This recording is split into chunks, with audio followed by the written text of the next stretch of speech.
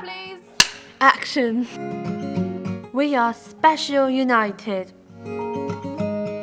We have made this film to help you understand young people with special education needs and disabilities.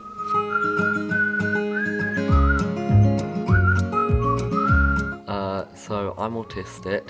I'm autistic, yes. I have ADHD and OCD. I have autism. It's easy. I have autism, I am autistic. Same. I'm in a wheelchair, but that doesn't mean I can't do other things. I like dancing. I'm really good at doing ballet. Yeah, I like drama, and mostly I like singing along to my playlist on my phone. I'm really good at swimming, and I'm also good at computers and programming. I really like reading. Yeah, I stay up a lot. When I'm reading the book, the pages fly by really fast. I like horses. Do you want to tell me about the horse that you ride? It's a really big horse.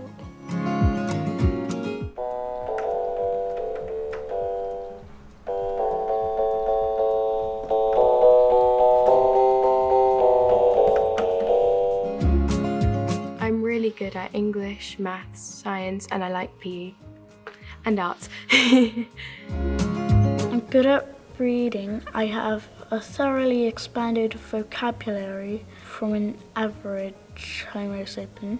Get me playing a new video game, I'll learn it extremely quickly. I was the captain in the girls' football team. I even won a gold medal for hockey. I love drawing and running. I also like playing with my friends and chatting with them, and I like playing with my phone.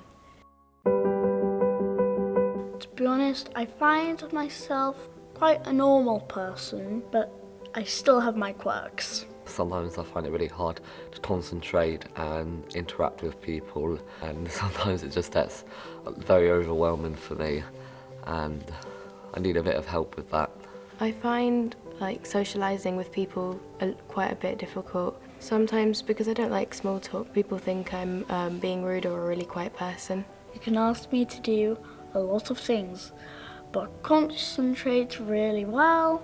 Never ask me to do that unless you want me to fail. Sometimes I don't really concentrate at school. I kind of don't like history and geography because I'm finding it hard to remember stuff.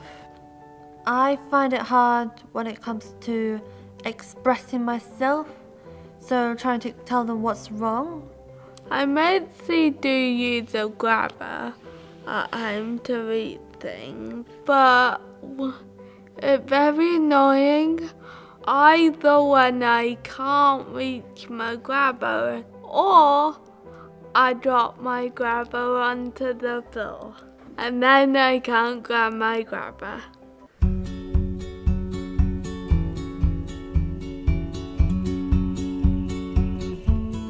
My old primary school wasn't at all accessible. In smaller blocks, there's a lot of people who say all leave the lesson at the same time. I just feel really trapped, I have nowhere to go, and it just gets so overwhelming, and then you just want to go into a meltdown. You just want to cry sometimes.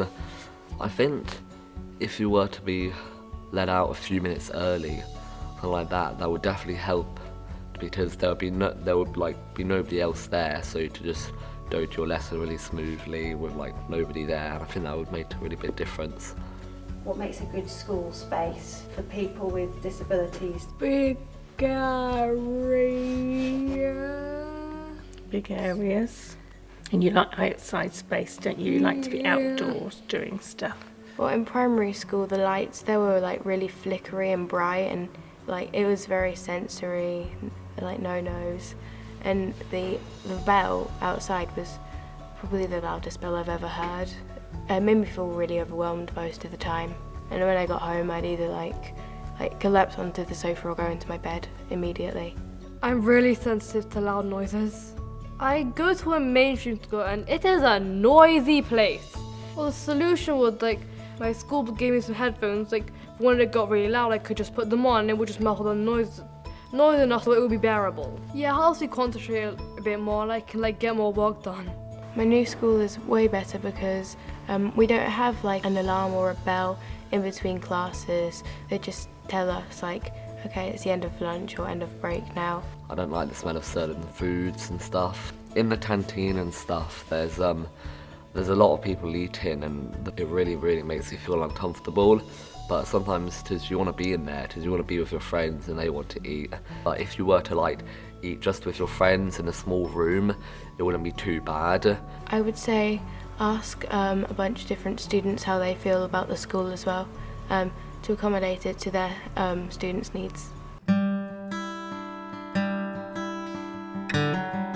Once in PE in primary school, we were doing a gymnastics lesson and I accidentally broke my arm, and the whole day no one believed me and I had to write with my left hand on my broken arm. They thought I was just overreacting or something, because as a child I hurt myself a lot as well. Some staff members find it really hard to like know what's going on, and it can be hard for them to understand because some of like people with autism find it quite hard to express their emotions properly.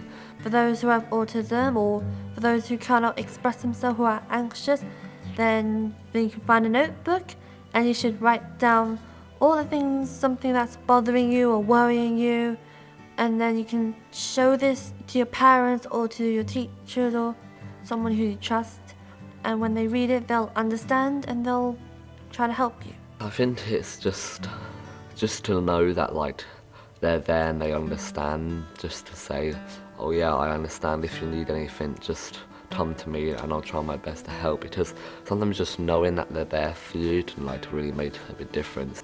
One thing that really bugs me at my school is that some of the teachers act like they know almost everything about me. Sometimes they act like they know more about me than I do myself. And if I do get adults who understand that, they really overdo it.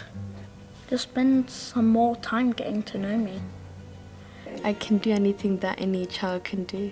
I just need teachers to understand how to talk to me. There have been some teacher helpers that you don't like, aren't they? Do you want to tell the camera?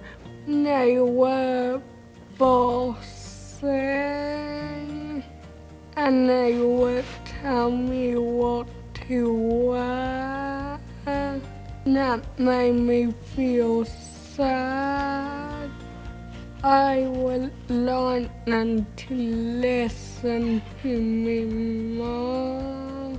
I would like my teachers to not tell me too much information and to use easier words. Sometimes whenever they say like one instruction, just pause, just look, make sure you're nodding, make sure like you understand it, and then go on to the next instruction. Because that really helps make a difference, because I can actually follow through with it. Personally, I just think that some teachers just need to recognise when I'm saying no and go to something a bit easier. And sometimes it can like really help if they just like, after they finish speaking, to come to you and just say, oh, did you understand that? Is there anything I can help you with? Because that's a really big boost, because it kind of gets you back into the lesson. The teachers at my school, they're really calm, and if we need time they'll give us like a time thing, and they have a calm room downstairs. They'll take us to the calm room. They help me with my work. They explain things really well to me. They give me lots of time. I think teachers should help. They should help people with autism push forward and learn to be independent and not make them feel dumb, and help them with their career and their future, maybe finding jobs or going to college all autistic people have different needs. Like my best way of coping is just chewing, and it's just being by myself, just calming myself down. While some other people might need teachers to be there, like saying breathe in, breathe out, or they just like fiddle with toys and stuff. I know it to be really, really hard in the beginning, and I'm sorry that we can't, sometimes we find it hard to express what it is, but I think as time goes on, you should just form a stronger bond. We'll be able to like open up more, and you should be able to see like what our patterns are. Back in primary school, I was bullied from like year 2-ish until year 6, when I decided that I'd had enough. Teachers did nothing about it at all, and I felt really upset. There was this boy in my class that used to bully me. He would go and tell the teachers and say all the wrong things that I've not been doing. And what that teacher did was she told me off and punished me. Even when I'm telling them that I'm not doing anything, they never listen to me. That's just wrong. People are being mean to others. I tell and they say, don't be a telltale. And even if they say okay, never do anything about it. That kind of stuff really annoys me. I think it's that we take like what people say like very seriously. Like some of us are used to just knowing, oh, they don't really mean or stuff. But like when they say something to like just as a joke, even if they don't show it and they just laugh it off, it really like affects us. Like sometimes like find it a bit hard to like make friends. Like sometimes I have to sit with some, like ask if I can sit with some people, and they go, no, sorry, we're having a private talk, and then I end up having to sit on my alone. And when I look at them, I can easily see they're not having a private talk. They just want to try to get rid of me.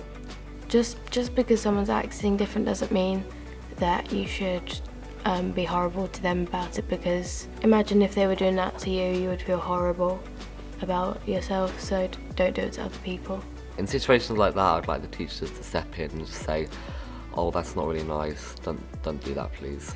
Teachers make it look like they're doing everything they can to be kind to everyone and make sure to stop people from being nasty to others.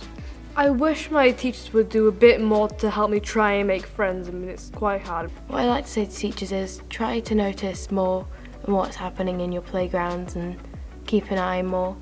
And if you see bullying, stop it. Like, it's horrible. You had problems at school, didn't you, with one boy? Did you feel that the teachers and the teacher helpers helped you? Yeah. They listened to me and talked to the boy. I would like our teacher to do that. If you help the students understand that they're here for them, listen to their problems and find a solution, then the children would feel relieved, they would trust the teachers, and they should feel happy and not so scared, not upset, and that they feel like it's fair for them when it comes to bullying.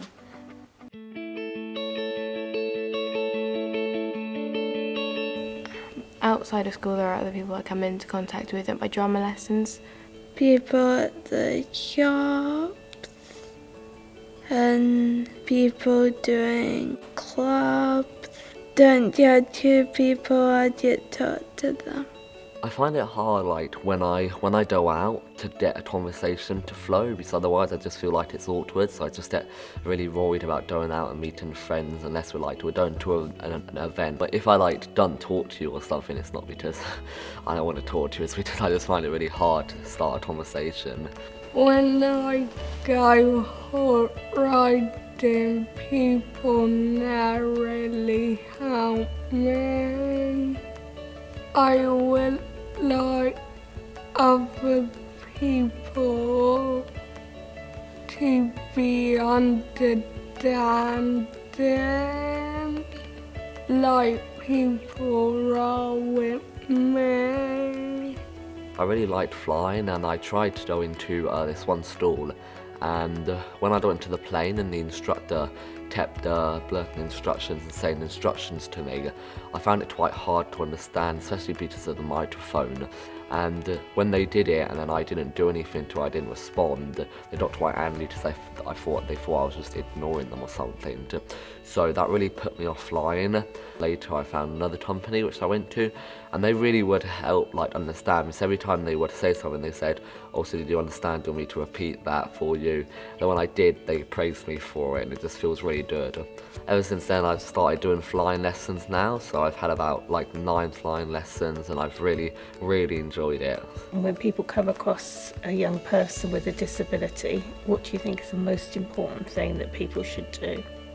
Be nice and not be bossy, is that right? Yeah. Be nice and not be bossy is the main thing for you, isn't it? It's okay if you don't understand, but you don't always have to ask a bunch of complicated questions, because sometimes autistic people don't like talking about it, and if they do, that's fine. Don't treat them any differently than you treat your friends.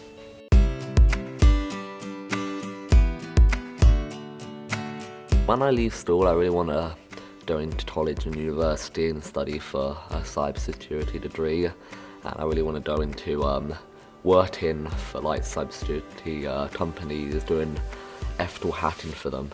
I am worried for interviews and stuff, because I don't really, because I feel like if I go to an interview and they're all staring and asking questions, I won't really say the right answers because I'll just be worried. Yeah, I think I want to go to college and university, maybe do a career in music, art, or designing houses and making them myself. At the college, I went to work on a farm. I would like my college to help me find work experience. We have a lesson called Life Skills, and they'll bring in people that do all different kinds of jobs, they'll tell us about them, tell us the highs and lows of the job, and how to get into the job career. I wanted to do their NVQs, but the problem is the support. So I asked the teachers to help me. So the teachers were like, "No, you cannot do that." So they don't want to do what I want to do. They expect me to do what they want me to do. Sometimes in a lot of mainstream schools they say, "Oh, well, because you're autistic, I've had this before, you can't do this job, or you can't do this, or you can't do that." But it's like a normal person. If you try, you can do it. I think the teachers should help students with what they want to do in the future, helping them with their career and not hold them back, and they should find the right people to support them. Message to teachers who say that other students can't do something because of a disability. You're wrong, because anyone can do anything if they really try and put their mind to it. And if you have the right support, you can definitely do it. Thank you for watching. Thank you for watching. Thank you for watching. Thank you for watching. Thank you for watching. Thank you for watching. Thank you for watching. Thank you for watching.